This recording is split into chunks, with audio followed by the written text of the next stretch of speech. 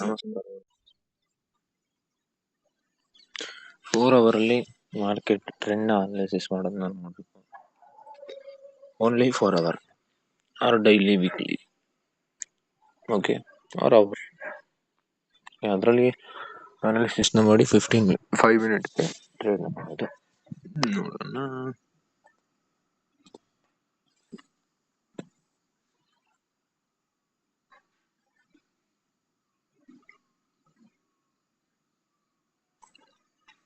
ಇವತ್ತು ನನ್ನ position by side ಇತ್ತು, ಬಟ್ ಓವರ್ ಆಲ್ ಕನ್ಸಾಲಿಡೇಷನ್ ಇದ್ದಿದ್ದರಿಂದ ನಾನು ಪೊಸಿಷನ್ನ ಕ್ಲೋಸ್ ಮಾಡಿದ್ದೀನಿ.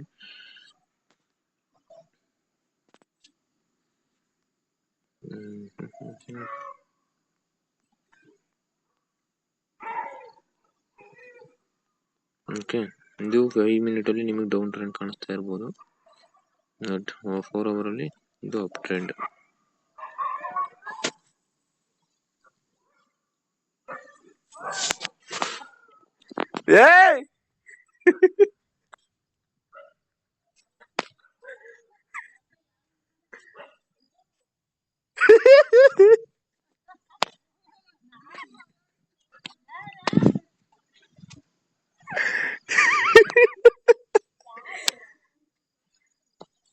ನಿತಿನಣ್ಣ ನೋಡ್ಬೋದು. ಅಯ್ಯರೈ ಅದಕ್ಕಿಂತ ಮುಂಚೆ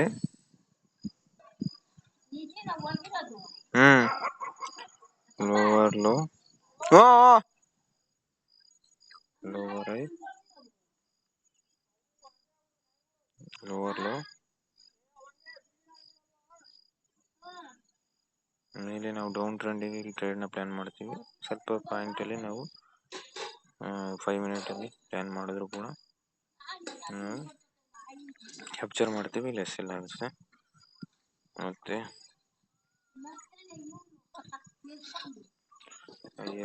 ಐಯರ್ ನೋಡ್ಬೋದು, ಐಯರ್ನ ಬ್ರೇಕ್ ಮಾಡಿ ಕ್ಲೋಸ್ ಐತೆ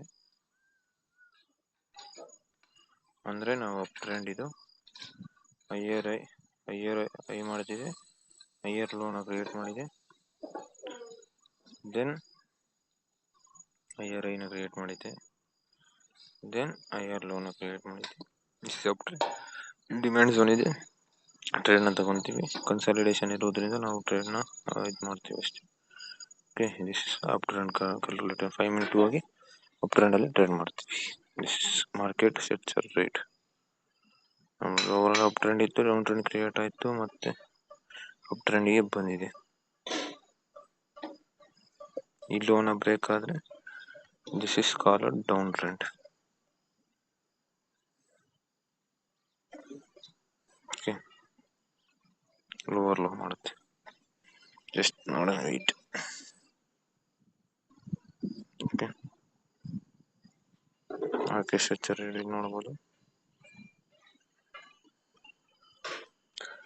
higher high, higher low, higher high, higher low,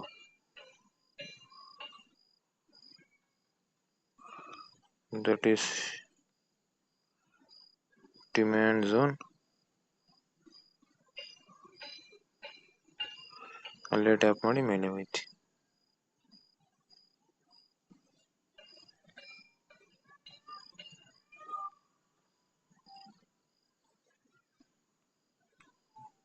then market go higher high, higher low, ಮತ್ತೆ ಹೈಯರ್ ಲೋನ ಬ್ರೇಕ್ ಮಾಡಿದೆ, ಡೌನ್ ಟ್ರೆಂಡ್ ಕ್ರಿಯೇಟ್ ಆಯ್ತು. ಮತ್ತೆ ನಮಗೆ ಡೌನ್ ಟ್ರೆಂಡಲ್ಲಿ ಟ್ರೇಡ್ನ ಪ್ಲಾನ್ ಮಾಡ್ತೀವಿ, ಎಸ್ ಎಲ್ ಆಗುತ್ತೆ ಅಥವಾ ಸೆಕ್ಯೂರ್ ಮಾಡ್ತೀವಿ ಬ್ರೇಕ್ ಇವನು. ಅದಾದಮೇಲೆ ಈ ಐನ ಬ್ರೇಕ್ ಆಗುತ್ತೆ, ದೆನ್ ಅಪ್ ಟ್ರೆಂಡ್ ಆಗುತ್ತೆ, ದೆನ್ ನಾವು ಅಪ್ ಟ್ರೆಂಡಲ್ಲಿ ಇದ್ದೀವಿ ಪ್ರೆಸೆಂಟ್. ಓಕೆ, ನಾವು ಏನೇ ಪ್ಲಾನ್ ಮಾಡೋದಿದ್ರು ಅಪ್ ಟ್ರೆಂಡಿಗೆ ಪ್ಲಾನ್ ಮಾಡಬೇಕು. ಅಪ್ ಟ್ರೆಂಡಿಗೆ ಪ್ಲಾನ್ ಮಾಡಿದ್ದೀವಿ, ದೆನ್ ಮೇಲ್ಗಡೆ ಪ್ಲಾನ್ ಮಾಡಿದ್ರೆ ಮೇಲ್ಗಡೆ ಸಪ್ಲೈ ಝೋನಿಗೆ ಟಿ ಪಿ, ಆರ್ 1 ಅವರ್ 2 ಅವರಲ್ಲಿರೋ ಸಪ್ಲೈ ಝೋನಿಗೆ ಟಿ ಪಿ ಅಷ್ಟೇ. ನೋಡೋಣ, ಈಗ ಎಕ್ಸಿಟ್ ಆಗಿದ್ದೀವಿ. ಇಲ್ಲಿಂದ ಬ್ರೇಕ್ ಆಗುತ್ತಾ ಇಲ್ವಾ? ಇದಾದ್ಮೇಲೆ ಇವತ್ತಿನ ಟ್ರೇಡು 2 ಟ್ರೇಡು, ಇನ್ನೂ ಒಂದು ಲಾಸ್.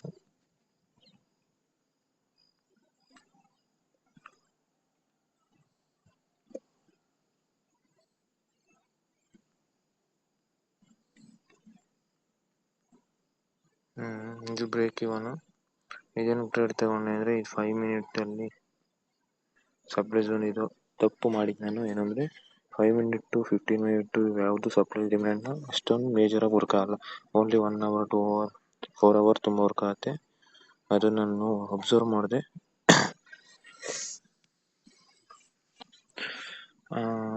ಅದನ್ನು ಅಬ್ಸರ್ವ್ ಮಾಡಿದೆ. 1 ಅವರಲ್ಲಿ, ಇಲ್ಲಿ 2 ಅವರಲ್ಲಿ ಇಲ್ಲಿ ಸ್ಟ್ರಾಂಗ್ ಡಿಮ್ಯಾಂಡ್ ಇತ್ತು. ಹಂಗಾಗಿ ಅದನ್ನು ಅಬ್ಸರ್ವ್ ಮಾಡಿದೆ. ನೋಡ್ಬೋದು ಸ್ಟ್ರಾಂಗ್ ಡಿಮ್ಯಾಂಡ್ ಇತ್ತು. ಅದಕ್ಕೋಸ್ಕರ ಅಲ್ಲೇ ಕ್ಲೋಸ್ ಮಾಡಿದೆ. ಗೊತ್ತಾಯಿತು, ಬೇಡ ಇದು ಲೋವರ್ ಟೈಮ್ ಫ್ರೇಮ್ ಕನ್ಫರ್ಮೇಷನ್ ಬೇಡ ಅಂತ. ಮತ್ತು ಮೊದಲನೇ ಟ್ರೇಡು ಇಲ್ಲೊಂದು ಡಿಮ್ಯಾಂಡ್ ಇತ್ತು. ಡಿಮ್ಯಾಂಡು ಮತ್ತು ಎಂಗಲ್ಫಿಂಗ್ ಕ್ಯಾಂಡಲ್ ಆಯಿತು. ಎಂಗಲ್ಫಿಂಗ್ ಕ್ಯಾಂಡಲ್ ಅಂದರೆ ಏನು ಮಾರ್ಕೆಟ್ ಸ್ಟ್ರಕ್ಚರ್ ಚೇಂಜಿಂಗ್ ಅಂತಲೇ ಅರ್ಥ. ಅಲ್ಲಿಂದ 1:2 ಇಟ್ಟಾಯಿತು, ನಾನು ಎಕ್ಸಿಟ್ ಆದೆ ಅಷ್ಟೆ.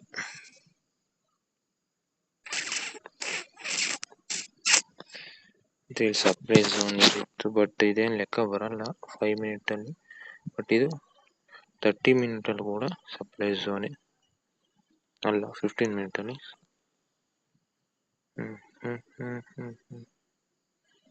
15 ಮಿನಿಟಲ್ಲಿ 15 ಝೋನು. ಹಂಗಾಗಿ ಎಕ್ಸಿಟ್ ಆಗೇನೆ. ಸ್ವಲ್ಪ ಟ್ರೆಸ್ಟ್ ಮಾಡಬೇಕು 15 ಮಿನಿಟ್ ಕೂಡ. 1:2 ಮೇನ್ ಟಾರ್ಗೆಟು. 1:1 ಆದಮೇಲೆ ಬ್ರೇಕ್ ಇವನು. ಅದಾಗೈತೆ, ಇಟ್ಟಾಯ್ತೆ, ದೆನ್ ಬೂಮ್, ಏನಾರಾಗಲಿ ಸಾಯಿಲಿ. ಮತ್ತು ಇಲ್ಲಿ ಒಬ್ಬರೇ ಸಪ್ಲೈ ಝೋನ್ ಇದೆ. ಇಲ್ಲಿ ನಮಗೆ ಸಪ್ಲೈ ಝೋನಲ್ಲಿ ಎಂಗಲ್ಫಿಂಗ್ ಕ್ಯಾಂಡಲ್ ಯಾವುದು ಬಂದಿಲ್ಲ.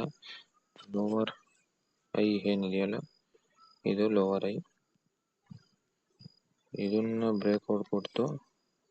ಇಲ್ಲಿಂದ ಇಲ್ಲಿಗೆ SL 130 ಪಿಪ್ ಆಗ್ತಿತ್ತು. ಯಾವುದೇ ರೀತಿ ಟ್ರೇಡ್ನ ತಗೊಂಡಿಲ್ಲ. ಮತ್ತೆ ವೆಯ್ಟ್ ಮಾಡಿದೆ ರಿಟ್ರೇಸ್ಮೆಂಟ್ಗೆ. ಇಲ್ಲಿ ನಾವು ಬೈ ನೋಡಬೇಕಿತ್ತು, ಬಟ್ ಇಲ್ಲಿ ಯಾವುದು ಸಪ್ಲೈ ಝೋನ್ ಐತೆ ಅನ್ನೋ ಒಂದು ಕಾರಣಕ್ಕೆ ನೋಡಲಿಲ್ಲ. ಅದಕ್ಕೆ ಕಾಯ್ತಾ ಇದ್ದೆ 0.5ಗೆ ಸ್ವಿಬ್ಬಿಗೆ. ಬಟ್ ತಗೊಂಡಿದ್ದೆ ಪಕ್ಕ 61 ಪಿಪ್. 1:2 ಆರಾಮಾಗಿ ಸಿಕ್ಕಿರುತ್ತೆ ಇಲ್ಲೊಂದು ಟ್ರೇಡ್. ಓಕೆ, ಮತ್ತೆ ಅದು ಬಂತು. ಮತ್ತೆ ಈ ಡಿಮ್ಯಾಂಡ್ ಝೋನಲ್ಲಿ ಸಪೋರ್ಟ್ ಕ್ರಿಯೇಟ್ ಆಯಿತು.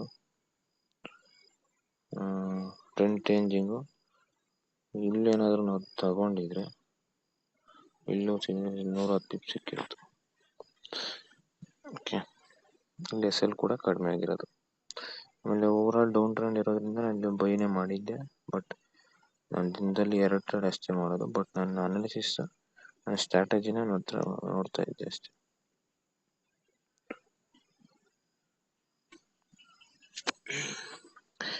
ಇಷ್ಟೊಂದು ಕನ್ಸಾಲಿಡೇಷನ್ ಆದಮೇಲೆ ನೋಡೋದೇನು ಬೇಕಿಲ್ಲ, ಎಕ್ಸಿಟ್ ಆಗೋದೇ ಬೆಟ್ರು.